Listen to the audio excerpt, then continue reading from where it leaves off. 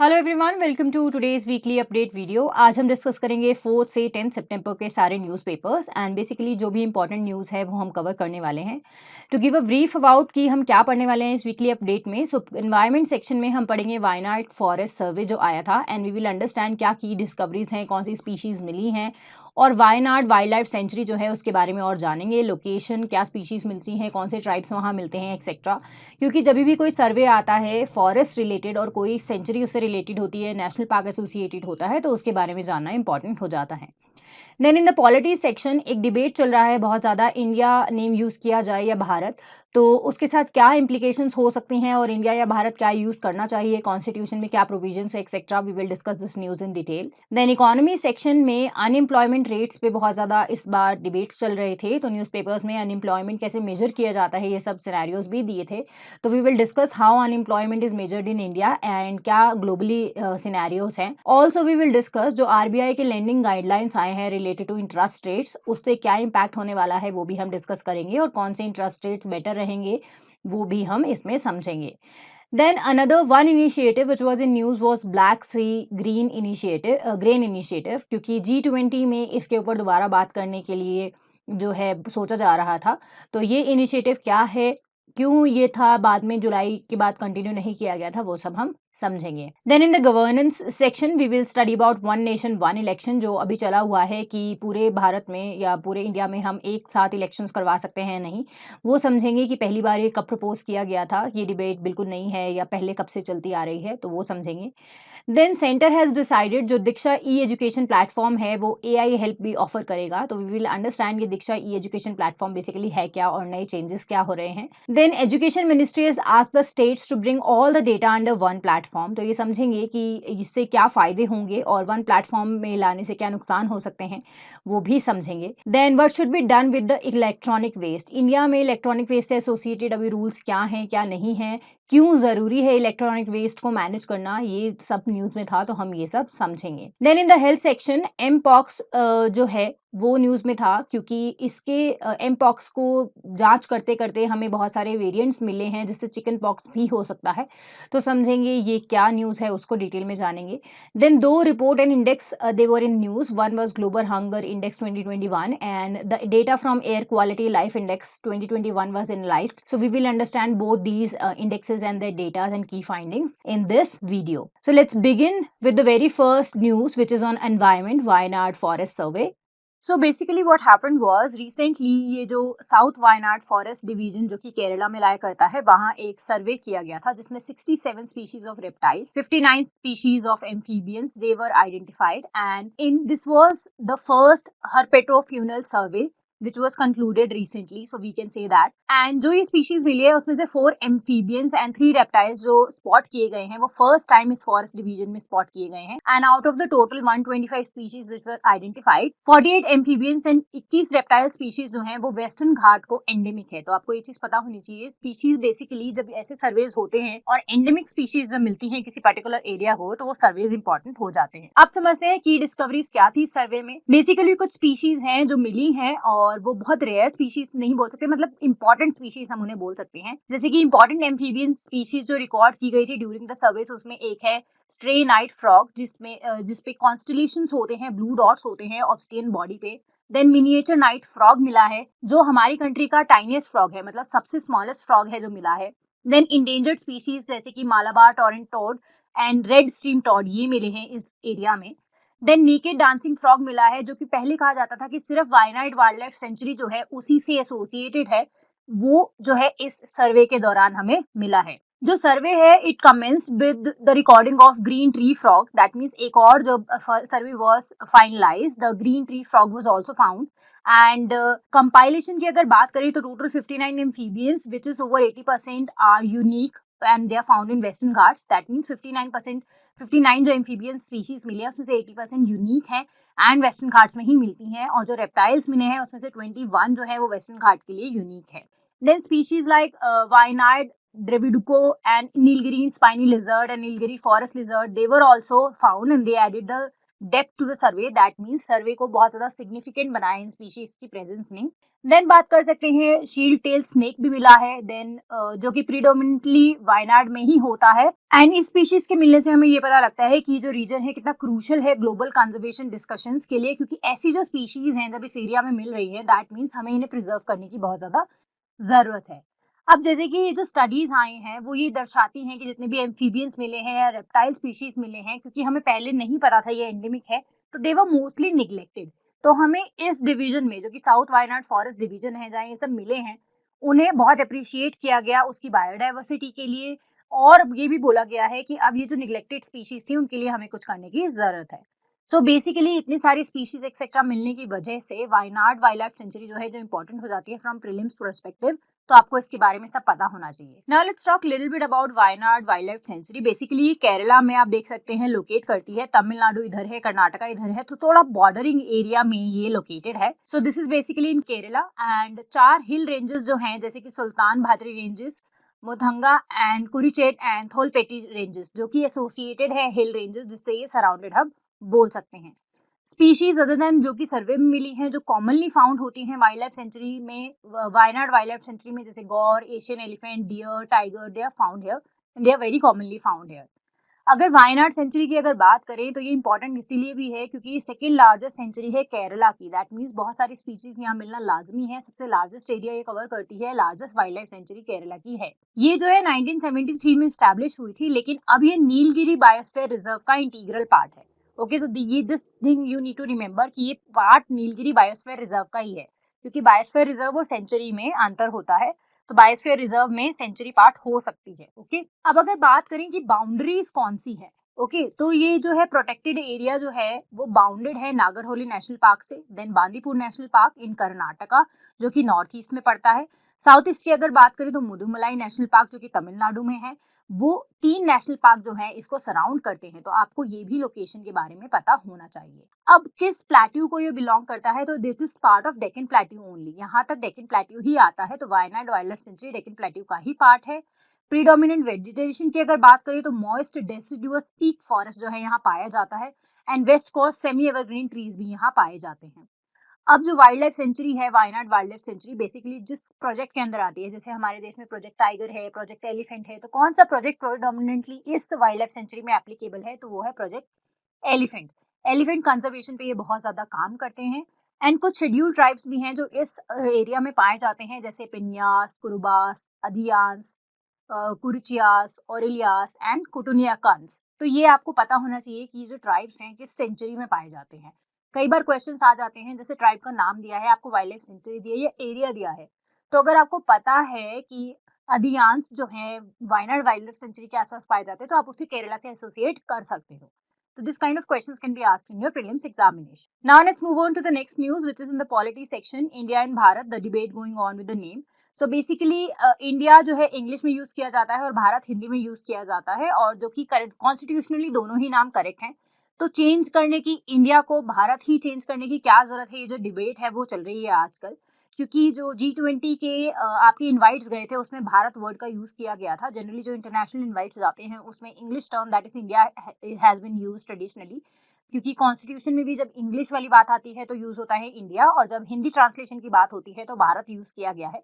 So this debate has started after that, and historical, ideological and constitutional as well as international implications associated हैं with both the words Bharat and India। जैसे कि मैंने बताया international level पे जब use किया जाता है तो इंडिया टर्म यूज किया जाता है, क्योंकि Bharat is a Hindi word which is we can more associate with it because people know Hindi. Internationally हर किसी को हिंदी नहीं आती होती है, तो इंडिया नेम एसोसिएट किया जाता है। लेकिन अब जो है इसे पॉलिटिकल डायमेंशन दिया जा रहा है, क्योंकि जो एक ऑपोजिशन पार्टीज जो है, बोला जाता है कि एक्रोनियम इंडिया को यूज करके एक अपना बैनर के अंदर सारी ऑपोजिशन पार्टी आ रही हैं, जैसे Indian national development inclusive alliance जो है वो एक्रोनियम इंडिया को यूज कर रहे हैं ऐसे। सो इट वाज स्टेटेड कि डिबेट जो है पॉलिटिकल एजेंडा की तरफ मूव कर रही है। तो अब ये बोला जा रहा है कि using the word India may be politically जो है थोड़ा सा इनकरेक्ट या करेक्ट हो सकता है, नहीं, ये डिबेट चल रही है क्योंकि प्रेसिडेंट ऑफ भारत यूज किया गया था G20 के जो इन्वाइट्स भेजे गए थे, instead of president of India. Generally president of India use किया जाता है। थोड़ा सा हिस्ट्री समझते हैं कि हमारे देश का नाम इंडिया या भारत हुआ कैसे था। बेसिकली जो कंट्रोवर्सी है 1947 में जब इंडिया डिवाइड हुआ था तब ये स्टार्ट हुई थी, एंड ये मुस्लिम लीग ने जो ये है कंट्रोवर्सी स्टार्ट करी थी ओवर द नेम। एंड क्योंकि हुआ क्या था, जब ब्रिटिश ने इंडिया के हाथ में पावर ट्रांसफर करी थी 1947 में, तो उस सो इन 1947 इन independence act of 1947, Indian independence act of 1947 was framed, जिसके तहत इंडिया को जो है पावर ट्रांसफर करी थी ब्रिटिशर्स ने। एंड उससे क्या हुआ था, दो डोमिनियंस क्रिएट हुए थे जिसे हम आज की डेट में इंडिया एंड पाकिस्तान जानते हैं, and release the princely states from the British paramountcy, thereby technically making them independent and sovereign. And princely state के पास ऑप्शन था, इधर आप पाकिस्तान ज्वाइन कर सकते हो और आप इंडिया ज्वाइन कर सकते हो। लेकिन सेम टाइम पे ब्रिटिश ने प्रिंसली स्टेट्स को ये एडवाइस किया था कि join one of the two dominions, do not join both the dominions. So बहुत सारे जो प्रिंसली स्टेट्स थे उन्होंने ज्वाइन कर लिया था, लेकिन दो डोमिनियंस ऐसे थे जो कि ब्रिटिश इंडिया में पार्ट नहीं बने थे 15 अगस्त 1947 तक, लेकिन बाद में पार्ट बने थे। सो बेसिकली हुआ क्या था इस टाइम पे कि पाकिस्तानी जो लीडर्स थे दे फेवर कर रहे थे कि that India should name either itself Hindustan और भारत, इंडिया अपना नाम इंडिया नहीं होना चाहिए, क्योंकि ब्रिटिशर्स के टाइम पे हमारा जो लैंड था, जो टेरिटरी थी, उसे ब्रिटिश इंडिया बोला जाता था। तो इंटरनेशनली जो आइडेंटिटी थी वो ब्रिटिश इंडिया की तरह थी, इंडिया की आइडेंटिटी ऑलरेडी इंटरनेशनली स्टैब्लिश थी, लेकिन पाकिस्तान फेवर कर रहा था कि नाम होना चाहिए हिंदुस्तान या Bharat. So they argued that two successor states has emerged from the dissolution of British Indian Empire, Pakistan and Hindustan और भारत। लेकिन इंडिया की पोजीशन जो थी, it was the successor state of British India in terms of international law हो। So Pakistan had seceded from India, ऐसा नहीं था कि इंडिया अलग हुआ था पाकिस्तान से, पाकिस्तान इंडिया से अलग हुआ था। तो इंडिया ने ये स्टैंड लिया था कि हम अपनी इंटरनेशनल पर्सनालिटी जो है इंडिया के नाम से जानी जाती है तो वो मेंटेन रखेंगे हमारे पास, क्योंकि यूएन मेंबरशिप एक्सेट्रा ये सब जो चीजें हैं ये इंडिया के नाम से ही है, तो we want to keep that intact. And finally matter ये रिजॉल्व हुआ कि इंडिया जो है अपना नाम इंडिया ही रखेगा, और Pakistan was compelled to take a step to establish international status, जिससे हुआ क्या कि सारे यूएन मेंबरशिप जो हुए ये सब जो है पाकिस्तान को दोबारा अपने पाकिस्तान वाले नाम से लेने पड़े। So that is why we are saying कि इंटरनेशनली हमेशा से इंडिया नाम यूज हुआ है। तो जब भी हम बात करते हैं इंग्लिश लैंग्वेज की या इंटरनेशनल या मल्टीलेटरल या बायलेटरल सेटिंग्स की, तो इंडिया वर्ड यूज किया जाता है। फॉर एग्जाम्पल जो 21 अगस्त को लेटेस्ट जो ग्रीस के साथ मीटिंग हुई थी उसका टाइटल भी इंडिया ग्रीस जॉइंट सेटलमेंट था, it was not Bharat Greece joint settlement. So internationally हमेशा इंडिया यूज किया जाता है। सो बेसिकली जब हम बात करते हैं किसी और चीजों की, जैसे कि एम्बलम की अगर बात करते हैं, तो एम्बलम की जब भी हम बात करते हैं वहां पे हिंदी में भारत टर्म यूज किया जाता है। ओके, रिपब्लिक ऑफ इंडिया को जब हम बात करते हैं तो भारत गणतंत्र लिखा जाता है, तो हिंदी में भारत यूज किया जाता है, इंग्लिश में इंडिया यूज किया जाता है। अब बात करते हैं 58th अमेंडमेंट की। बेसिकली जो 58th अमेंडमेंट था ये ऑथराइज करता है कि जो प्रेसिडेंट होता है वो हिंदी ट्रांसलेशन करवा सकता है डॉक्यूमेंट की, that means constitution. So basically for an authoritative background of the English and Hindi versions, it is best to turn the 58th amendment of the constitution done in 1987। So basically इस amendment में हुआ क्या था, जो इसके statement of objects and reasons है वो mention करते हैं that the constitution of India was adopted by constituent assembly in English and a Hindi translation of the constitution signed by the members of the constituent assembly was also published in 1950 under the authority of the president of constituent assembly in accordance with the resolution adopted by the assembly। So basically जो हमने constitution adopt किया था वो हमने English में किया था, लेकिन उसका ट्रांसलेशन भी पब्लिश किया गया था हिंदी में with the authority of the president of that constituent assembly. और जो 58 अमेंडमेंट आया था वो प्रेसिडेंट को एम्पावर करता है कि वो पब्लिश करवा सकते हैं under his authority an authoritative text in Hindi language of the constitution which could be used in any legal process also। तो हम ये बोल सकते हैं कि जो हिंदी टेक्स्ट ऑफ कॉन्स्टिट्यूशन है वो पब्लिश किया गया था बाय द गवर्नमेंट, वो इसी अमेंडमेंट के बाद पब्लिश किया गया था and it is authoritative. Okay, so जब हम बात करते हैं कॉन्स्टिट्यूशन की, कॉन्स्टिट्यूशन को कॉन्स्टिट्यूशन ऑफ इंडिया बोला जाता है जब हम इंग्लिश वर्जन की बात करते हैं, और आर्टिकल 1 जो है वो इंडिया को डिफाइन करता है, India that is Bharat shall be the union of states. Okay, so अगर हम बात करते हैं हिंदी वर्जन की तो उसका टाइटल है भारत का संविधान, और आर्टिकल 1 की अगर बात करें तो हिंदी वर्जन में आता है भारत अर्थात इंडिया राज्यों का संघ होगा। ओके, सो दैट मीन्स कि हिंदी में हमेशा भारत वर्ड को जो है प्राइमेसी दी गई है, वेयर एज इंग्लिश में इंडिया को प्राइमेसी दी गई है। सो ये जो डिबेट है कि one word should be given more priority than the other, ये जो है ये थोड़ा सा मीनिंगलेस इसलिए हो जाता है क्योंकि दोनों ही word simultaneously as per the usage in the document, as per the international document or national document or the importance of the word to be used there use किए गए हैं। तो एक वर्ड को दूसरे वर्ड पे इम्पोर्टेंस देना जो वो है वो थोड़ा इतना लाज़मी नहीं हो जाता है। अब जो बात करी जा रही है कि अगर इंडिया का नाम चेंज करके हम भारत करते हैं तो उससे क्या जो है प्रॉब्लम्स हो सकती हैं। सबसे बड़ा रिस्क हो सकता है रिस्क ऑफ एलिनेशन। जब हम यूज करेंगे ये वर्ड प्रेसिडेंट ऑफ भारत जैसे कि G20 में यूज किया गया है, this may also begin to use Bharat in English language in the government internal documents. That means internationally and nationally दोनों जगह पे हमें इंग्लिश लैंग्वेज में जहां भी यूज हो रहा होगा वहां भी भारत टर्म यूज करना पड़ेगा। इंटरनेशनली भारत टर्म को यूज करना यूजलेस हो सकता है क्योंकि ऑफिशियली कंट्री का नाम अगर भारत पे चेंज करते हैं और इंडिया को हम ड्रॉप करते हैं तो not everybody is going to associate with it. Okay, so कुछ कंट्रीज के पार्ट होंगे, हमारे ही भारत के ऐसे पार्ट होंगे जो इस नाम के साथ एसोसिएट नहीं करते हैं और उन्हें ये एलियनेट करेगा। जैसे कि साउथ इंडिया की अगर हम बात करते हैं तो they more associate itself with India not with Bharat, क्योंकि वहाँ हिंदी लैंग्वेज इतना नहीं चलता है। तो ये जो रिस्क है ये बहुत ज्यादा है क्योंकि हमेशा से from the British India time period India जो है अपने आप को एसोसिएट इंडिया से करता आया है। So this was all about this debate. Now let's move on to the economy section. Unemployment कैसे मेजर करी जा सकती है?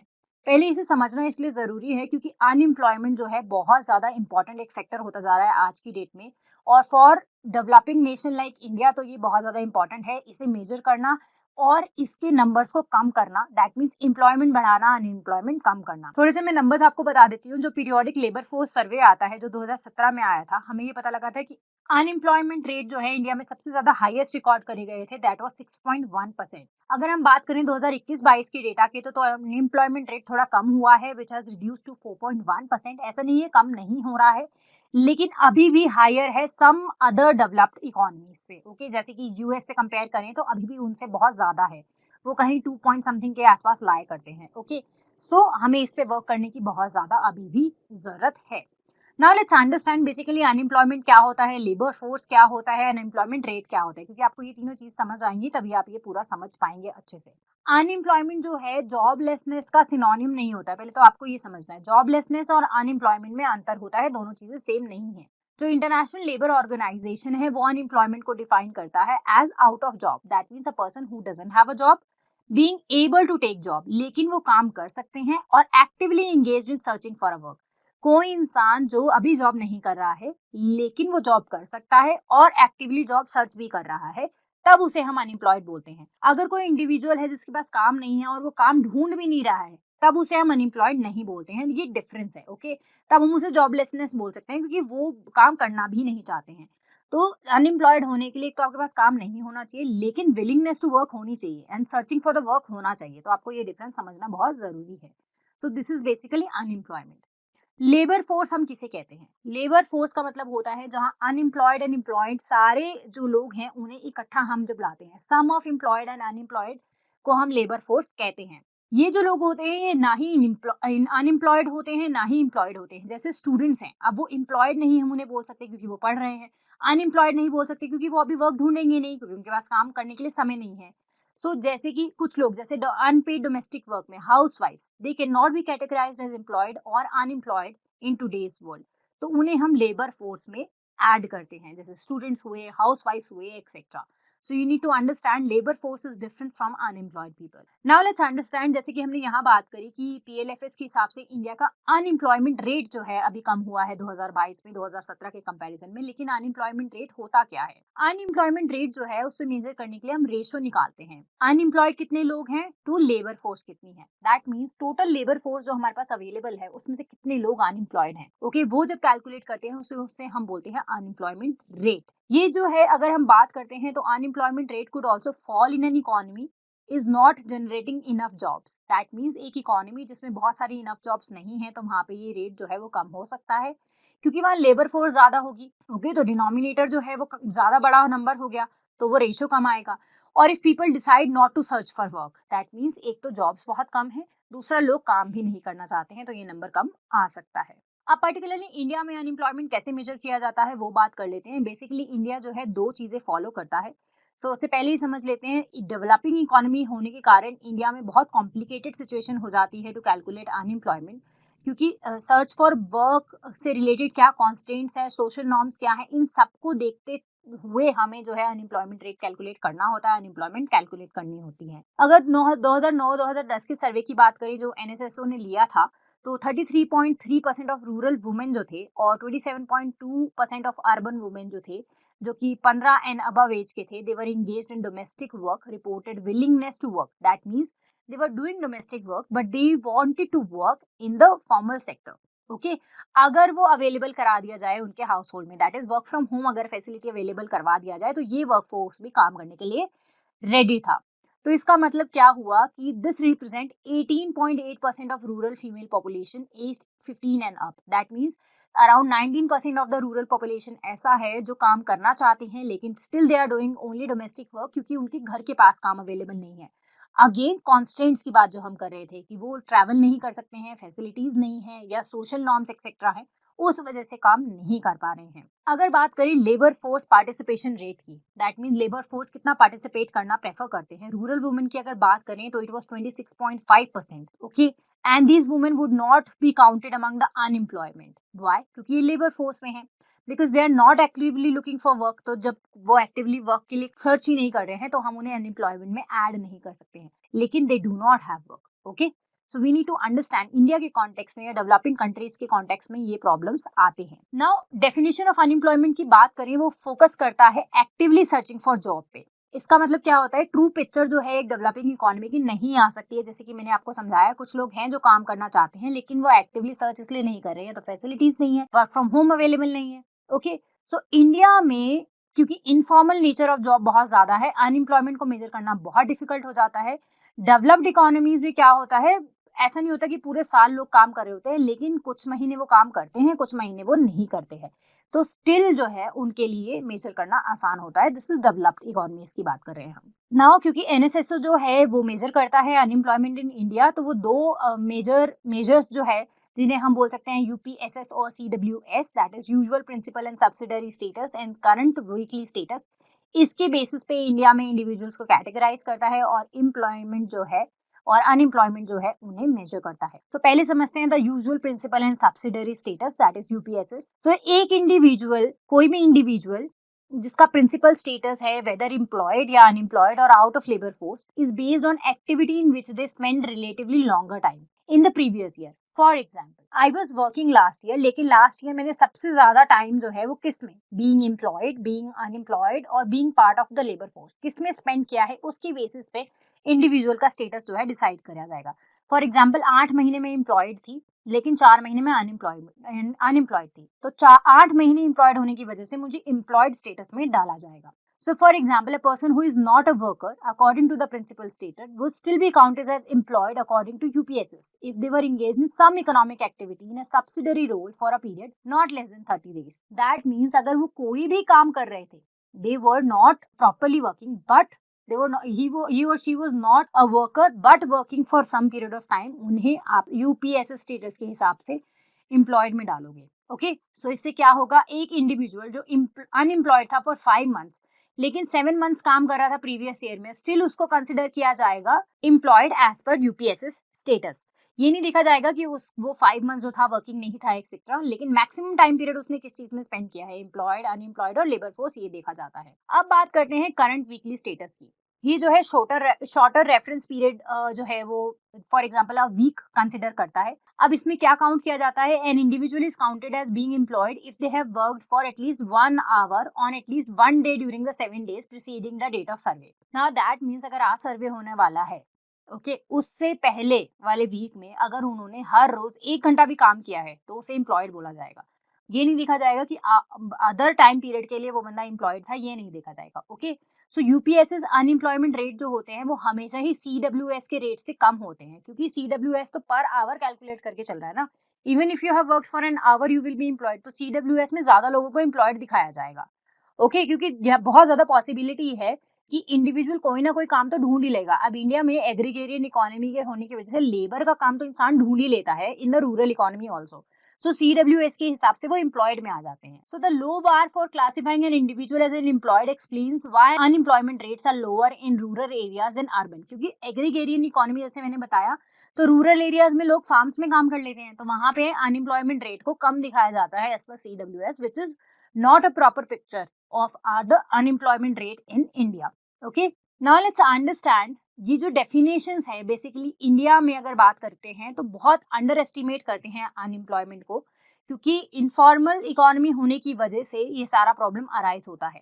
Now the centre for monitoring Indian economy classifies individual based on their activity in a day proceeding the interview, therefore estimates are higher unemployment rate but lower work labour force participation rates are observe. Okay, दूसरी चीज है, हम ये नहीं कह सकते कि कौन सा वाला जो फ्रेमवर्क है वो राइट है या रॉन्ग है, क्योंकि दोनों ही केसेस में कुछ ना कुछ जो है डेवलपिंग इकोनॉमी के हिसाब से प्रॉब्लम्स हैं। तो हमें वो चीज जो है इस ऑब्स्टेकल को हमें इनफॉर्मल सेक्टर और इनफॉर्मल इकोनॉमी होने की वजह से हमें इन्हें क्रॉस करना पड़ेगा, सो दैट हम we have a clear picture कि अनएम्प्लॉयमेंट रेट इंडिया में क्या है। अब लॉकडाउन की वजह से अगर समझते हैं तो लॉकडाउन जब मार्च 2020 में आया था तो इंडियन इकोनॉमी बहुत डिस्टर्ब हुई थी, लेकिन फिर भी ये हुआ था कि lockdown would not have covered in the last quarter of 2019 and 2020। PLFS जो आया था, its after effect was seen is 2020 and 2021 PLFS। That means 2019-20 के जो आंकड़े आए थे उसमें लॉकडाउन का इफेक्ट नहीं दर्शाया गया था, बल्कि 2020-21 में दर्शाया गया था। और सिंस जो आपका लॉकडाउन था उसमें अनएम्प्लॉयमेंट रेट्स जो थे वो गिरे थे 2019 से 20 में भी, 20 से 21 में भी। अब लॉकडाउन था, लोग काम नहीं कर रहे थे, फिर भी अनएम्प्लॉयमेंट रेट गिरा कैसे?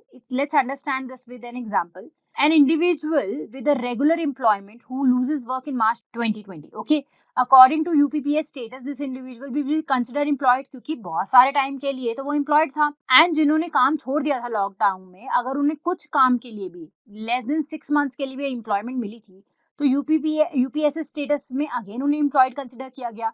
तो लॉकडाउन में जिन लोगों ने थोड़ा भी काम किया, they were never counted as unemployed. तो 2019 से 21 के बीच में अनएम्प्लॉयमेंट रेट्स जो हैं दर्शाए गए कि वो घटे हैं, लेकिन लोगों के पास कंटिन्यूअस वर्क अवेलेबल नहीं था। तो दोनों क्राइटेरियाज में प्रॉब्लम है, तो आपको लेकिन ये दोनों क्राइटेरिया पता होने चाहिए। इंडिया कैसे वर्क करता है, क्या इम्प्लीकेशन है, ये भी आपको पता होना चाहिए। Now let's move on to the next news which is impact of RBI guidelines. अब अगस्त 18 को क्या हुआ था, जो एपेक्स बैंक जिसे हम बोलते हैं आरबीआई रेगुलेटर जो है हमारा, उन्होंने गाइडलाइंस इशू करे थे कि एक बोरोअर जो है वो ट्रांजिशन कर सकता है from floating interest rate based loan to one with a fixed interest rate. That means आप स्विच कर सकते हो। तो ये जो बोरोअर्स के ग्रीवियंसेस थे pertaining to the elongation of loan tenure और increase in EMI amount in the event of increase of benchmark interest rate, उसको एड्रेस करने के लिए आरबीआई ने ये फैसिलिटी दी थी कि आप स्विच कर सकते हो। अब हमें इसके साथ कुछ चीजें जानने की जरूरत है कि आरबीआई ने जो इंट्रोड्यूस किए ये गाइडलाइंस, इससे किसका फायदा होने वाला है। क्या बोरोअर्स जो है ट्रांजिशन करेंगे या नहीं, floating interest rate based loans की तरफ जाएंगे या नहीं, लेंडर्स को क्या फायदा होने वाला है इनको स्विच करने से, या क्या नुकसान होने वाला है, रीपेमेंट कैपेसिटी जो है आरबीआई ने असेस करी है या नहीं करी है, ये सब चीजें जो है हमें समझनी पड़ेंगी। सो आरबीआई के इंस्ट्रक्शंस पहले समझ देते हैं। जो आरबीआई ने ये कहा है कि बोरोअर्स के पास ऑप्शन है to switch over to a fixed interest rate mechanism for their loans from floating rates. For example, I have taken a loan जिसका फ्लोटिंग इंटरेस्ट रेट है, जो मार्केट के हिसाब से चेंज कर सकते हैं बैंक्स, लेकिन I can go into a fixed rate system, I can switch to it. इससे क्या होगा, this would be based on a broad approved policy which will be drafted by lending entity, and the policy must also specify the number of times such a switch could be allowed during a tenure. That means आप कितनी बार switch कर सकते हो वो भी tenure में इस policy में मेंशन होना चाहिए। जो लेंडर है they must also transparently communicate to the borrower all the relevant charges जो कि इसके साथ लग सकते हैं। एंड जो फिर रिस्पॉन्सिबिलिटी जो होती है वो लेंडर के पास ही होती है कि उसे क्लियरली सारे टर्म्स जो हैं, सैंक्शंस जो हैं, एक्सेट्रा जो हैं वो कम्युनिकेट करने हैं। ईएमआई में क्या चेंजेस आएंगे, टेन्योर में क्या चेंजेस आएंगे, वो आप सबको बोरोअर को आपको बताना है। फिर उसके बाद बोरोअर के पास ऑप्शन होता है कि आप अब स्विच करना चाहते हो या नहीं करना चाहते हो। एंड जो बोरोअर है they may also opt to repay the loan either in part or full or any point during the tenure. This would however still invite foreclosure charges और prepayment penalties. That means अगर आप loan इकट्ठा repay कर देते हो, आप for example 5 years के लिए लोन था लेकिन आप सेकंड ईयर में ही कंप्लीट पे कर देते हो, तो कुछ फोरक्लोजर चार्जेस होते हैं, प्री पेमेंट पेनल्टीज होती हैं, वो आपको जरूर देनी पड़ेंगी।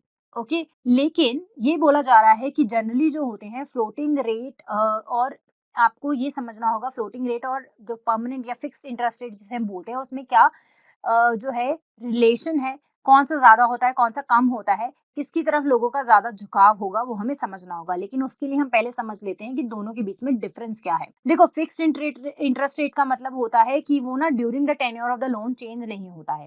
दैट मीन्स अगर आपने 10% पे एक लोन लिया है तो 5 साल का अगर लोन है तो 5 साल आपको 10% का ही इंटरेस्ट रेट लगेगा। फ्लोटिंग इंटरेस्ट रेट में क्या होता है, वो मार्केट डायनेमिक्स जो होती है, बेस रेट जो होते हैं, उनके हिसाब से चेंज होता है। फॉर एग्जाम्पल, मैंने लोन लिया था 8% पे, लेकिन वो बढ़ के 9 भी हो सकता है और 7 भी हो सकता है। ओके, और जो हमारे लेंडिंग एंटिटीज हैं, उन्होंने बहुत बार जो उन्हें सर्वेज हुए हैं या डेटा उनके पास होता है, उससे उन्होंने कंक्लूड किया है फ्लोटिंग रेट्स जो होते हैं वो जनरली लोअर होते हैं आपके फिक्स इंटरेस्ट रेट से। फॉर एग्जांपल, अगर आपका फ्लोटिंग इंटरेस्ट रेट 10.5% है तो फिक्स रेट हमेशा 12% के आसपास होगा। तो ये जो है रिलेशन देखा गया है कि फ्लोटिंग इंटरेस्ट रेट जनरली आपके फिक्स रेट से कम होंगे, तो लोग फिक्स पे क्यों स्विच करना चाहेंगे जहां उन्हें ज्यादा जो है इंटरेस्ट रेट देना पड़ रहा है। तो आर्ग्यूमेंट्स की अगर बात करें तो लेंडर्स ने यही आर्ग्यू किया है कि अगर फ्लोटिंग रेट जो है they were to rise up to 2.5%, the borrower would be able to save more money when it is below the fixed rate. That means कि जो फिक्स रेट है, दैट मीन्स अगर मान लीजिए कोई लोन है, पर्सनल लोन 14% पे मिलता था, लेकिन फ्लोटिंग रेट से जब मैं फिक्स रेट पे कन्वर्ट कर रही हूँ तो वो कन्वर्जन से सिर्फ 12% आ रहा है। तो जो लोन लेंडर 14% पे देता था, लेंडर को अब वो 12% पे देना पड़ रहा है। तो लेंडर के लिए प्रॉब्लम है, बोरोवर के लिए तो still it is beneficial. So it has been widely argued that their preferences for floating rate based regime is better adjust their position as per the evolving market dynamics and the advantages are transmitted onto the borrower's saving pool. That means lenders का ये कहना है कि borrowers के लिए ये ज़्यादा beneficial है rather than lenders, so this problem has arisen out of this. Now let's move on to the next news, which is the international relations section and Black Sea Grain Initiative, जो news में था। दिल्ली में turn venue for the dialogue on reviving the Black Sea grain initiative, क्योंकि जो world leaders हैं वो दिल्ली में gather हुए हैं G20 समिट के लिए, and United nation secretary general जो हैं वो रिवाइव करवाना चाहते हैं ब्लैक सी ग्रेन इनिशिएटिव को, क्योंकि ये जो है ये डील जो है फैसिलिटेट करती है export of grain from Russia and Ukraine. This lapsed in July, and basically ये जुलाई में लैप्स होने के बाद रिन्यू नहीं कराया गया था। एंड क्योंकि रशिया ने ये कहा था कि वेस्टर्न कंट्रीज जो है उन्होंने अपने प्रोमिसेस नहीं रखे, उसकी वजह से रिन्यू नहीं हुआ था। एंड ये जो साइन की गई थी जब ये डील, तो ये wheat, sunflower and other commodities की शॉर्टेजेस को फुलफिल करने के लिए करी गई थी। एंड अब इस ट्रीटी को वापस से कैसे हम जो है लागू करवा सकते हैं उस पर बातें चल रही हैं। तो बेसिकली लेट्स अंडरस्टैंड कि ये ब्लैक सी ग्रेन इनिशिएटिव क्या है। ये जो इनिशिएटिव है, this was there to tackle escalating food prices emanating from the supply chain disruption because of the Russia's actions in the world bread basket. And this deal was हम बोल सकते हैं brokered by United Nations and Turkey, and it was signed in Istanbul in July 2022. Basically ये deal जो है वो sign इसलिए हुई थी क्योंकि इनिशियली ये कहा गया था it was stipulated for 120 days only, and deal was to provide safe maritime humanitarian corridor for Ukrainian exports, specifically food grains के export पे जो है ये फोकस करता था। And central idea was to calm markets by insuring an adequate supply of grains, thereby limiting your food price inflation. So basically Ukrainian export जो थे food grains के, उसे अच्छे तरीके से फैसिलिटेट करना था ताकि कि सप्लाई ऑफ ग्रेन्स जो है और उसकी वजह से जो फूड प्राइस इन्फ्लेशन होते हैं उसे मैनेज किया जा सके। अब बात करते हैं ये इतना इंपॉर्टेंट क्यों है, क्योंकि यूक्रेन जो है वो one of the largest exporter है वीट, मेज, rapeseed, sunflower seeds, sunflower oil. Globally अगर हम बात करें तो यूक्रेन के पास ये सारी चीजें बहुत ज्यादा हैं, वो बहुत एक्सपोर्ट करते हैं। लेकिन it's access to the deep sea ports in Black Sea enables it to directly approach Russia and Europe along with grain importers from Middle East and North Africa. And the initiative has also been credited for having made a huge difference to the global cost of living crisis. And approximately 9.8 million tons of grain has been shipped since the initiative was commenced. But people hoarding the grain in the hope of selling it to a sizable profit owing to the supply crunch was now obligated to sell. क्योंकि अभी क्या हो रहा था, जब Ukraine की situation इतनी ज्यादा खराब हो रही थी तो एक्सपोर्ट एंड इम्पोर्ट्स भी हम होते हैं। Now although the initiative alone cannot address the global hunger, but it is very important क्योंकि एक पार्ट ऑफ ग्लोबल हंगर को एड्रेस कर सकता है और फूड क्राइसिस जो होते हैं उसको एड्रेस कर सकता है, प्रायर जो फूड इन्फ्लेशन होती है उसको एड्रेस कर सकता है। लेकिन ये जो रिवाइव करने की बात करी गई है, ये ऐसा नहीं है कि ये G20 में एक टॉपिक था, नहीं। इंडिया ने ये बोला है कि हमें नहीं पता था कि साइड मीटिंग्स भी हो रहे हैं। Side meetings that means G20 summit के अलावा जो साइड मीटिंग्स है, कुछ कुछ टॉपिक्स पे कुछ कंट्रीज जो हैं डिस्कशंस कर रहे हैं। एंड लेकिन इंडिया ने इस इनिशिएटिव को सपोर्ट किया है, that we support this initiative, we want this initiative to work out. So now let's understand जो आपका ब्लैक सी है उसकी लोकेशन क्या है। आप देख सकते हैं यहाँ ब्लैक सी है, यहाँ आपका टर्की है, यहाँ है बल्गेरिया, रोमानिया, रशिया, जॉर्जिया। तो आपको बेसिकली ब्लैक सी इनिशिएटिव जो है आपका ग्रीन इनिशिएटिव न्यूज में होने की वजह से ये लोकेशन पता होनी चाहिए। इवन ये भी पता होना चाहिए कौन से माउंटेन्स यहाँ पे हैं, कौन सा रिवर्स जो है इसमें ड्रेन आउट करते हैं, ये सब चीजें आपको पता होनी चाहिए, कई भी प्रीलिम्स में आ सकते हैं। Now let's move on to the governance section and talk about one nation one election.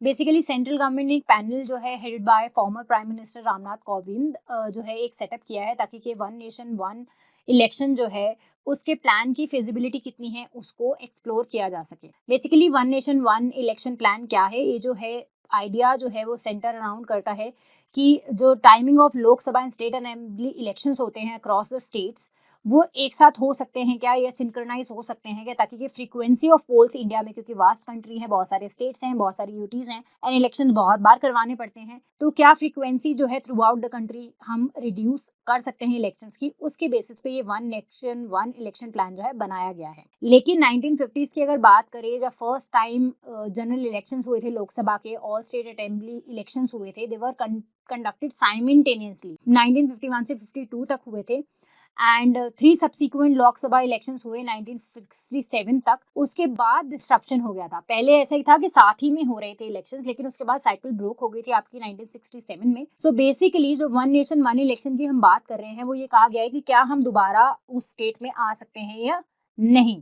ऐसा नहीं है कि सभी स्टेट के इलेक्शंस आज की डेट में भी अलग होते हैं, देयर आर सर्टेन स्टेट्स जिनके इलेक्शंस एक साथ होते हैं, जैसे कि असेंबली पोल्स की अगर बात करें तो अरुणाचल, सिक्किम, आंध्रा, उड़ीसा, इन सारी स्टेट्स के इलेक्शन जो है सेम टाइम पे ही आते हैं। तो ऐसा नहीं है कि अलग अलग इलेक्शन हर स्टेट के लिए अलग अलग इलेक्शन करवाने पड़ते हैं, लेकिन still we are trying to find a way कि क्या सिंक्रोनाइज हो सकते हैं throughout the country or not.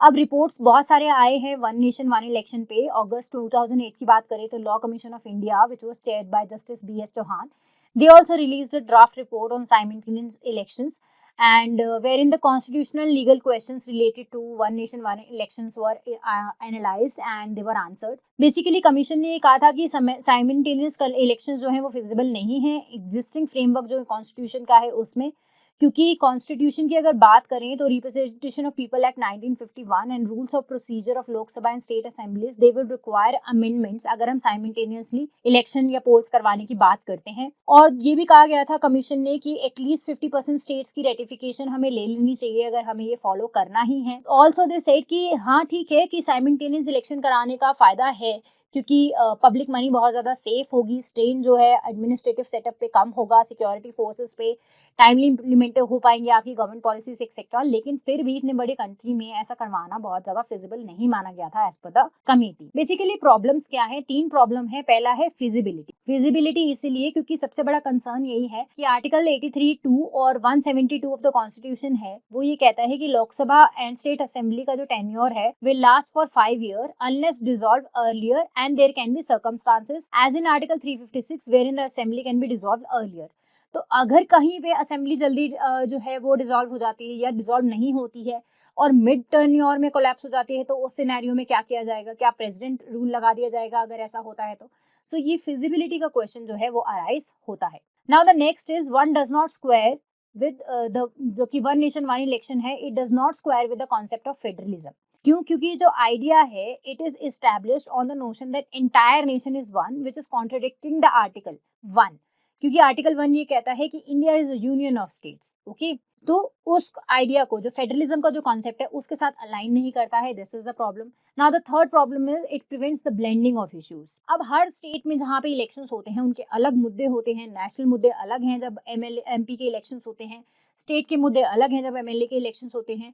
तो ब्लेंडिंग ऑफ इश्यूज जो है वो पॉसिबल नहीं है, ग्रेटर अकाउंटेबिलिटी इन केसेस में नहीं हो पाएगी, तो ये कंसर्न भी इसके रिगार्डिंग है। Now let's move on to the next news which is about Diksha e education platform. National e governance division जो है जो कि ministry of electronics and information technology की है, उन्होंने setup it is ready to set to integrate personalised adaptive learning जिसे PAL बोलते हैं into existing Diksha platform which is digital infrastructure for knowledge sharing.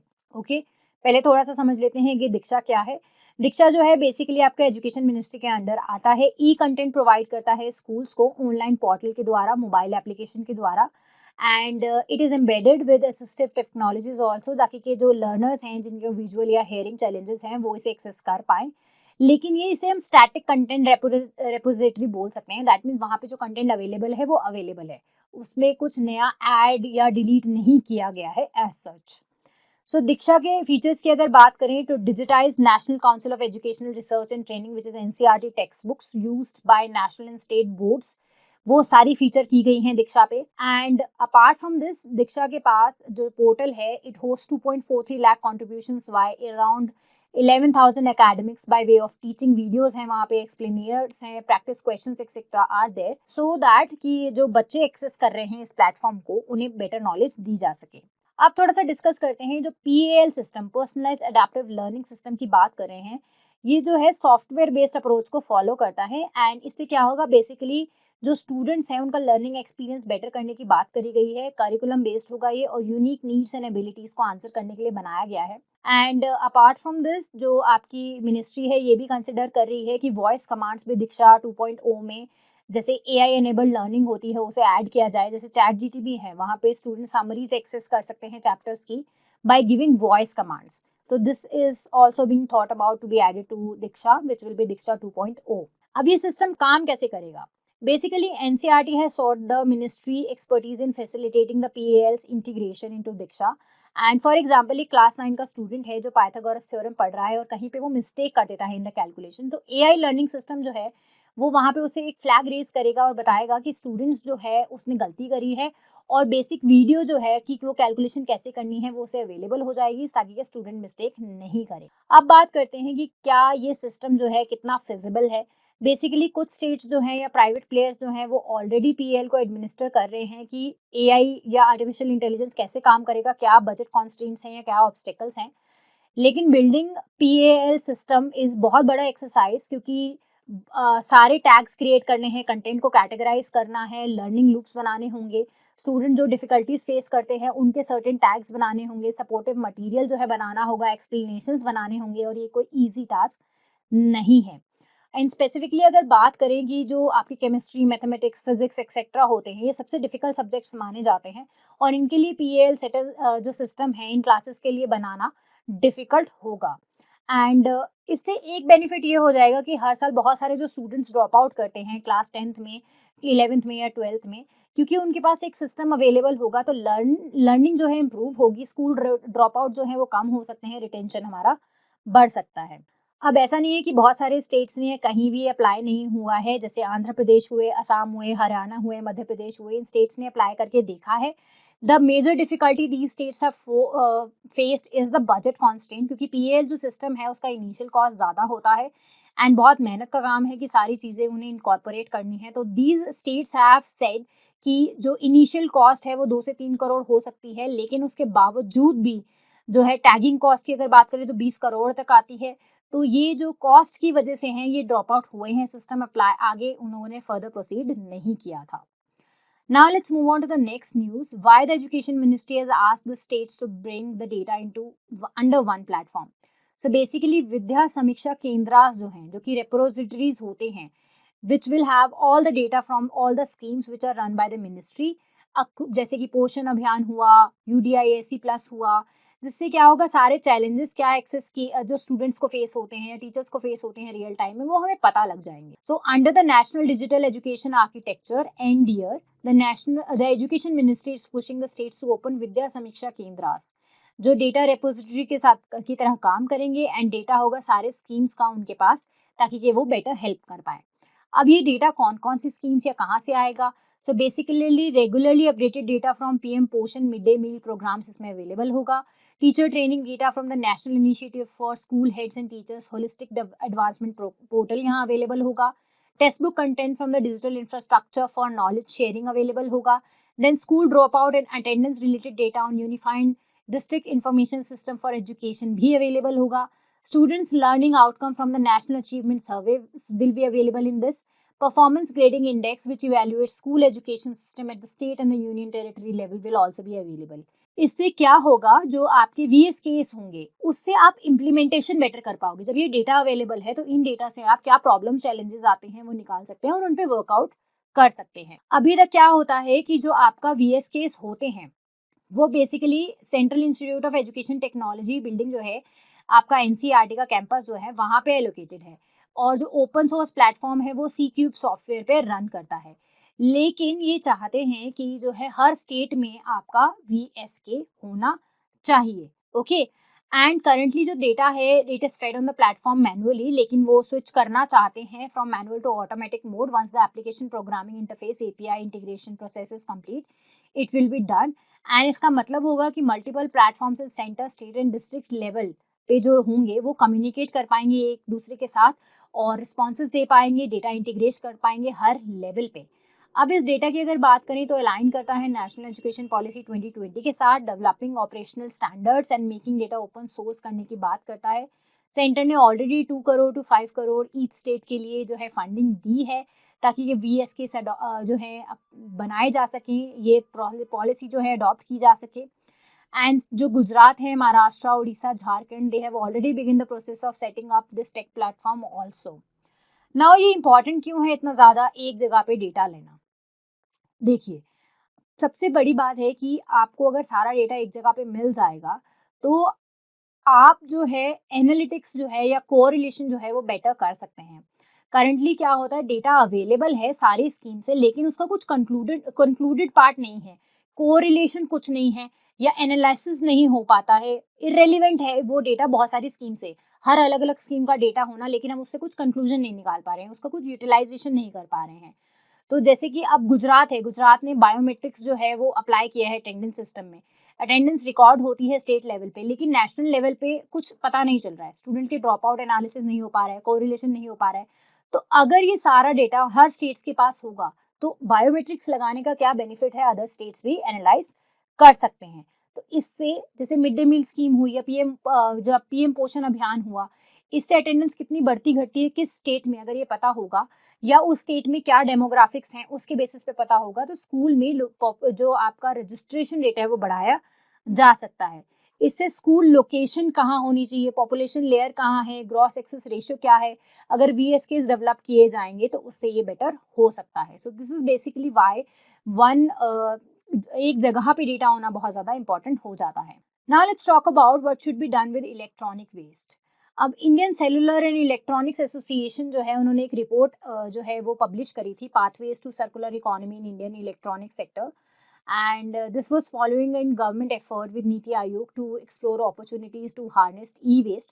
पहले ये कहा जाता था कि e-waste जो है बिल्कुल भी इम्पोर्टेंट नहीं है क्योंकि बहुत पहले इस पे फोकस नहीं किया जाता था, लेकिन अब जो है आउटलुक जो है वो चेंज हो रहा है, ई-वेस्ट मैनेजमेंट की बहुत बात हो रही है, सिस्टम्स बिल्ड करने की बात करी जा रही है कि कैसे डिस्कार्ड किया जाए इलेक्ट्रॉनिक वेस्ट, कैसे उसे रिसाइकिल किया जाए, री इंट्रोड्यूस किए जाए कंपोनेंट्स, तो उसके लिए इंपॉर्टेंट हो जाता है। And it is said there could be an additional 7 billion market opportunity in harnessing e-waste, this report has said, and encouraging repair and making products last longer will reduce the burden of electronic waste, and hence it is going to help us in climate change mitigation also। अब India का क्या scenario है ई waste management में, अगर हम पहले बात करें तो ई वेस्ट मैनेजमेंट की अगर बात करें तो इंडिया में बहुत बड़ा इनफॉर्मल सेक्टर है। रिसाइकलिंग की भी बात करें तो इनफॉर्मल ही सेक्टर, लार्जली इनफॉर्मल सेक्टर के पास ये है। रफली 90% of the collection and 70% of the recycling जो होती है it is manage by a very competitive informal sector, and formal sector की बहुत ज़्यादा इंडिया में ज़रूरत है। Informal sector is good at their work, but basically जो प्रॉफिट है वो आता है आपका रिपेयर से। कैसे कि जो वो जो डिवाइसेस लेते हैं उसमें से ओल्डर पार्ट्स जो होते हैं वो निकाल लेते हैं जो कि रिपेयर्स में यूज किए जाते हैं। So that is why informal sector is getting benefited from them. And industrial hubs की अगर बात करें तो मुरादाबाद बहुत बड़ा हब है जहाँ पे प्रिंटेड सर्किट बोर्ड्स जो होते हैं वो टन्स में आते हैं, gold and silver melted out of them and then वो बेचे जाते हैं। यूनियन गवर्नमेंट ने ई वेस्ट मैनेजमेंट रूल्स 2022 में लाए थे ताकि कि डिजिटाइज किया जा सके प्रोसेस को, मोर विजिबिलिटी दी जा सके मूवमेंट ऑफ ई वेस्ट को इकोनॉमी में। लेकिन अभी भी ई वेस्ट का जो लेवल है वो बढ़ता ही जा रहा है क्योंकि फॉर एग्जाम्पल फोन्स जैसे चीपर होते जा रहे हैं, तो लोग थोड़ा सा फोन खराब होता है तो उसे ठीक कराना प्रेफर नहीं करते, नया फोन खरीदना प्रेफर करते हैं, जिसकी वजह से घरों में लोगों के डैमेज फोन बहुत सारे हैं क्योंकि प्राइवेसी इशू बहुत ज्यादा हो जाता है कि अगर हम फोन किसी को देते हैं रिसाइकलिंग के लिए तो उसके डेटा का क्या होगा, मिसयूज तो नहीं हो जाएगा, उसकी अवेयरनेस नहीं है। तो लोग ई वेस्ट बढ़ता जा रहा है लोगों के घरों में और नए मोबाइल फोन्स, गैजेट्स एक्सेट्रा वो यूज कर रहे हैं।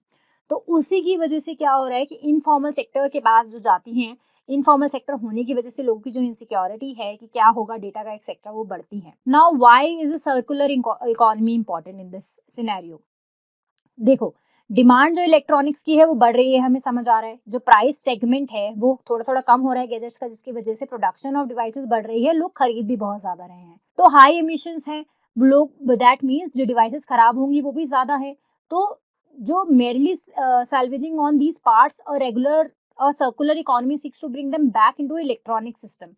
And a senior director at IT Ministry also said that focusing on the e-waste related issue is very, very important, and there is needed to be a policy push to encourage manufacturer to rescue old components. Manufacturers को reuse and rescue करने चाहिए आपके old components, ताकि उन्हें use किया जा सके। अब पहले क्या होता था कि ये बोला जाता था कि ई वेस्ट जो है, it is produced on earth, is not a resource but a waste. लेकिन अब ये कहा जाता है it can be turn into a wealth and we can create more wealth out of it. तो ई वेस्ट जो है, इसीलिए सर्कुलर इकोनॉमी, जैसे कि मैन्युफैक्चरर ने प्रोड्यूस किया, प्रोडक्ट खराब हुआ, उसे वापस से रीयूज करने के लिए कस्टमर से बाय किया या प्रोक्योर किया, and then we are reusing it.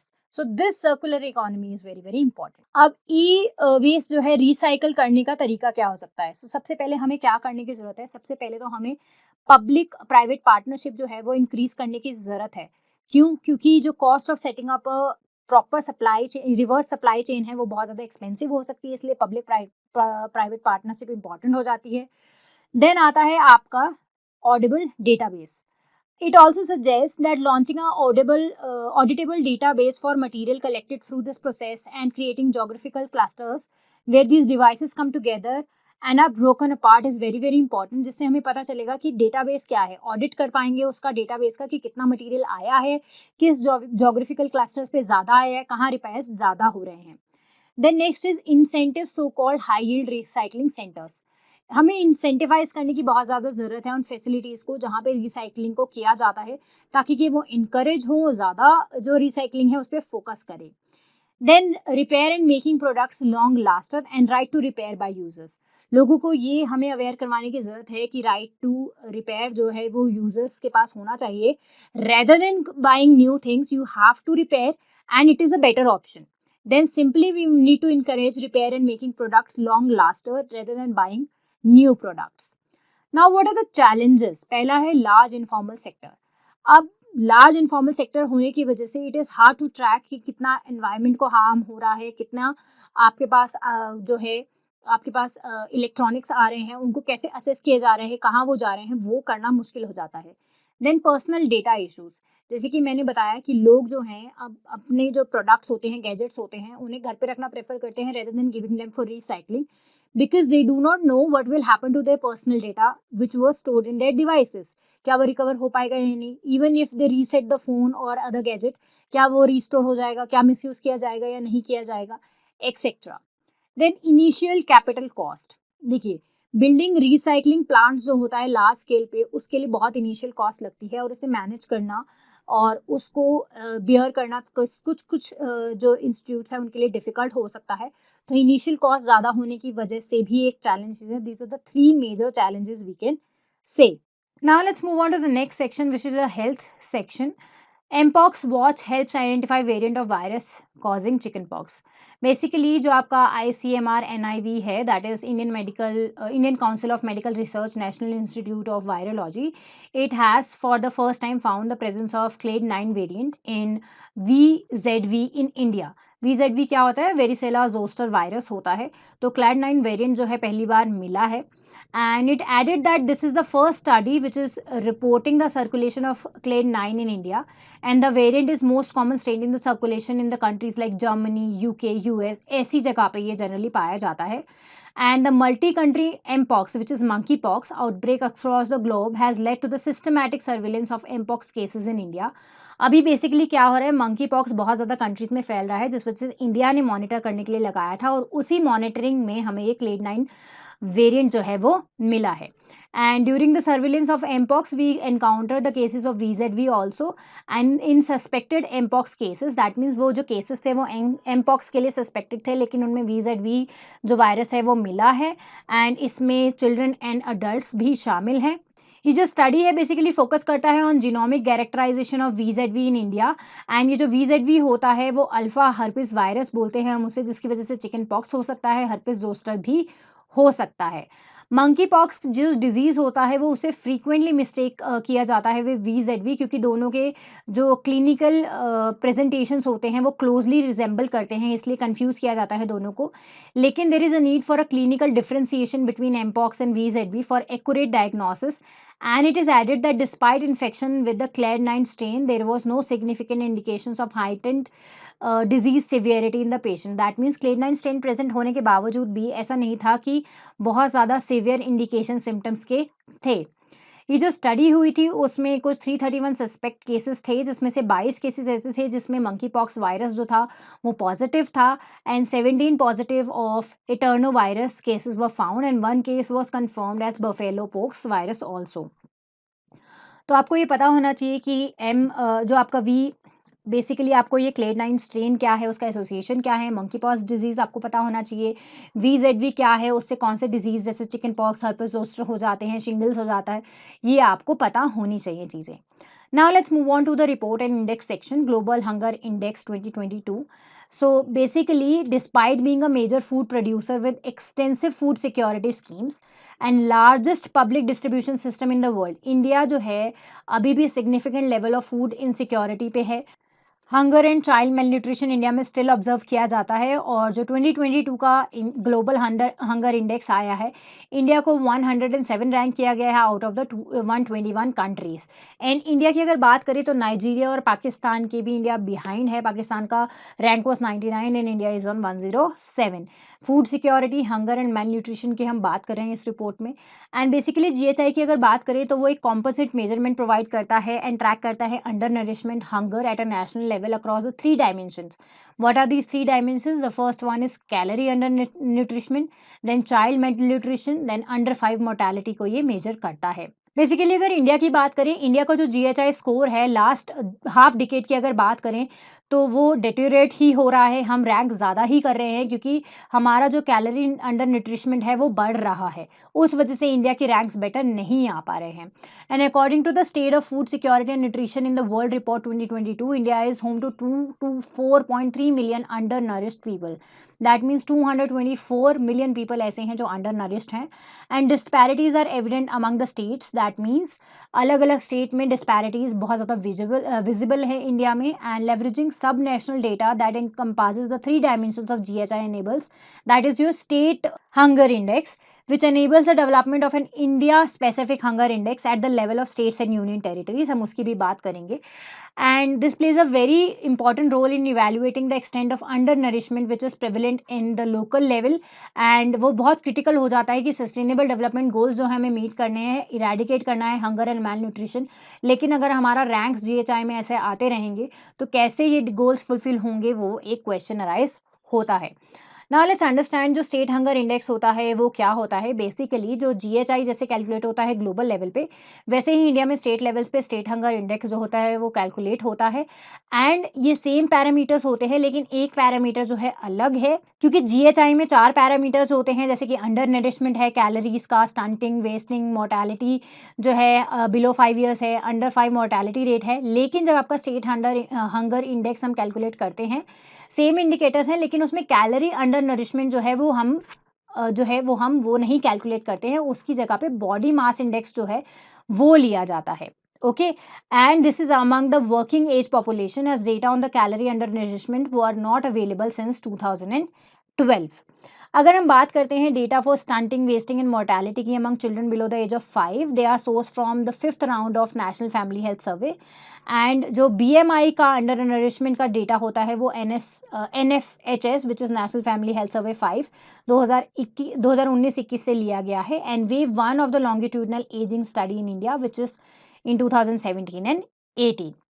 जो कैलकुलेशन होती है आपकी स्टेट हंगर इंडेक्स की, उसमें स्कोर इन्वॉल्व होता है। 0 से 10 स्कोर दिया जाता है एंड अगर आपका स्कोर जो है बिलो 10 है दैट मीन्स लो हंगर है। अगर 10 से 20 है तो मॉडरेट है, 20 से 30 है तो सीरियस है, 30 से 40 है तो अलार्मिंग है एंड 50 एंड अबव है तो एक्सट्रीमली अलार्मिंग है। ओके। एसएचआई की बात करें तो बिहार, झारखंड, छत्तीसगढ़ इनका स्कोर 35 था। दैट मीन्स अलार्मिंग सिचुएशन में है ये। गुजरात, उत्तर प्रदेश, आसाम, उड़ीसा, मध्य प्रदेश, त्रिपुरा, महाराष्ट्र, वेस्ट बंगाल की बात करें तो इन सबका जो स्कोर था नेशनल एवरेज के अबव था, दैट इज़ 29। लेकिन 29 का मतलब है सीरियस। बेसिकली हम ये कह सकते हैं कि इन जो स्टेट्स की परफॉर्मेंस है वो अफ्रीकन नेशंस के साथ सिमिलर है। And on the other hand अगर हम चंडीगढ़ की बात करें तो स्कोर 12 था। Sikkim, Pondicherry, Kerala they all score below 16। Below 16 का आपका मतलब होता है कि मॉडरेट लेवल है यहाँ पे। देर आर सम स्टेट्स जैसे कि Manipur, Mizoram, Punjab, Delhi etcetera, they were in the moderate hunger category and all the other states which score below the national average and above 20 they have a problem, serious hunger problem वहाँ पे prevail करती है। India में अगर situation की बात करें तो जीएचआई जो है उसकी वजह से हमें ये पता लगता है कि कॉन्सेप्चुअलाइजेशन का बहुत प्रॉब्लम है। इंडिकेटर सिलेक्शन, एग्रीगेशन मेथड्स जो हैं it does not provide critical insights कि क्या undernourishment and child nutrition levels हैं इंडिया में। पुअर परफॉर्मेंस इंडिया का जीएचआई में प्राइमरीली जो है बोला जा सकता है कि undernourishment and child malnutrition की वजह से है। Now let's move on to the next index which is data from the air quality life index 2021। Basically ये जो इंडेक्स है ये शो करता है कि हम वर्ल्ड हेल्थ ऑर्गेनाइजेशन की जो गाइडलाइंस हैं कि PM 2.5 जो रिड्यूस करना है उसको हम ग्लोबली जो है हमें कट करना है कि उस स्टैंडर्ड्स को हम मीट नहीं कर पाए हैं, जिसकी वजह से ग्लोबल लाइफ एक्सपेक्टेंसी जो है वो कम हुई है 2.3 ईयर से। ये जो AQLI का डेटा होता है वो एम्फसाइज करता है that ambient particulate matter pollution poses the world's greatest external risk to human health. That means human health के ऊपर ये जो अब पर्टिकुलर पॉल्यूशन हो रहा है पर्टिकुलर मैटर की वजह से वो बहुत ज़्यादा रिस्क जो है वो पोजेस करता है एंड लाइफ एक्सपेक्टेंसी भी 2.3 ईयर से कम हो गई है। Now let's talk about the data which was given in this. South Asia की अगर बात करें तो वो सेंटर ऑफ क्राइसिस है। 2013 से 21 तक जो पर्टिकुलेट पॉल्यूशन था साउथ एशिया में वो सर्ज हुआ है, दैट मीन्स बढ़ा है 9.75% से। लाइफ एक्सपेक्टेंसी जो इस रीजन में है वो कम हुई है by 6 months. India, Bangladesh, Nepal, Pakistan की बात करें तो 22.9% ऑफ द ग्लोबल पॉपुलेशन यहाँ रहती है एंड ये मोस्ट पॉल्यूटेड कंट्रीज में आते हैं। आप यहाँ चार्ट में देख सकते हैं एंड बांग्लादेश जो है मोस्ट पॉल्यूटेड कंट्री 2021 में कहा गया था। एंड अगर बात करते हैं यूएस की, यूएस में सिर्फ जो अगर हम बात करते हैं लाइफ एक्सपेक्टेंसी का 3.6 मंथ्स जो है लूज़ किए हैं उन्होंने, दैट मीन्स उनका परफॉर्मेंस स्टिल बेटर है। हाँ ख़राब है क्योंकि लाइफ एक्सपेक्टेंसी वहाँ भी कम हुई है लेकिन स्टिल बेटर। आप देख सकते हैं यूएस कहाँ है, इंडिया यहाँ है। यहाँ एक्सपेक्टेंसी बहुत कम हुई है एंड पॉल्यूशन बहुत ज़्यादा है। चाइना स्टैंड आउट करता है क्योंकि उन्होंने सक्सेसफुली रिड्यूस करा है अपना पॉल्यूशन। 42.3 से जो है वो रिड्यूस हुए हैं, उन्होंने लास्ट 2 साल में रिड्यूस किया है एंड उन्होंने अपनी जो एवरेज लाइफ एक्सपेक्टेंसी है ऑफ इट्स पॉपुलेशन वो एक्सटेंड करी है by 2.2 years. So China has done the great job we can say. जो उनकी कंट्री की पॉलिसीज़ हैं, इनिशिएटिव्स हैं पॉल्यूशन के लिए 2014 के बाद से, उस वजह से हम बोल सकते हैं कि चाइना ने स्टैंड आउट किया है। Now let's talk about particularly India. In India the second most polluted country हम बोल सकते हैं 2021 के डेटा के हिसाब से। पर्टिकुलेट पॉल्यूशन जो है वो ग्रेटेस्ट थ्रेट बोल सकते हैं ह्यूमन हेल्थ के लिए है एंड डेटा ये रिवील करता है कि PM 2.5 पॉल्यूशन जो है वो 56.2 से 58.7 हो गया है। WHO जो की जो गाइडलाइंस है उससे 10 गुना ज़्यादा है। एवरेज इंडियन रेजिडेंट्स जो होते हैं उन्होंने 5.3 ईयर्स की जो लाइफ एक्सपेक्टेंसी है गाइडलाइंस के हिसाब से अगर WHO की चले तो लूज़ की है एंड कार्डियोवास्कुलर डिजीज़ जो हैं वो रिड्यूस होने की जगह बड़े हैं। दैट मीन्स लाइफ एक्सपेक्टेंसी उनके तहत और ज़्यादा कम हुई है। मैटरनल मेल न्यूट्रिशन जो हैं वो बड़े हैं। तो ये सब चीज़ें इंडिया में हुई हैं। Now let's move to the polluted states in India. That means सबसे ज़्यादा पॉल्यूटेड स्टेट्स की अगर बात करें तो आप देख सकते हैं दिल्ली है यहाँ पे, then Uttar Pradesh, Haryana, Bihar, Punjab, Tripura, West Bengal, Jharkhand, Chhattisgarh and Rajasthan. These are the top 10 states we can say जिनमें सबसे ज़्यादा पोल्यूशन इंडिया में पाया जाता है। These are these states. Now let's move on to chart 4, which will show the annual average PM 2.5 concentrations in India, the northern plains and overall region में क्या है। आप देख सकते हैं कि नर्दर्न प्लेन्स में ज़्यादा है, नेशनल एवरेज इतना है, नर्दर्न प्लेन्स जो है वर्स्ट परफॉर्मेंस है, वहाँ पोल्यूशन ज़्यादा है, अदर रीजन्स में नर्दर्न प्लेन्स के कंपैरिजन में इंडिया में कम है। Okay, so this is the data from your the air quality life index 2021 and India का परफॉर्मेंस इतना ज़्यादा अच्छा नहीं रहा है, so we need to work on our pollution scheme so that we can combat it and जो sustainable development goals हैं उन्हें हम मीट कर पाएँ। आई होप आपको सारे न्यूज़ बहुत अच्छे से समझ आए होंगे एंड इट इज़ क्लियर कि आपको प्रीलिम्स के लिए कैसे पढ़ना है, प्रीलिम्स के लिए कौन से स्टेटमेंट्स इंपॉर्टेंट है, कॉन्सेप्ट्स इंपॉर्टेंट है। So this is for today's video. Thank you.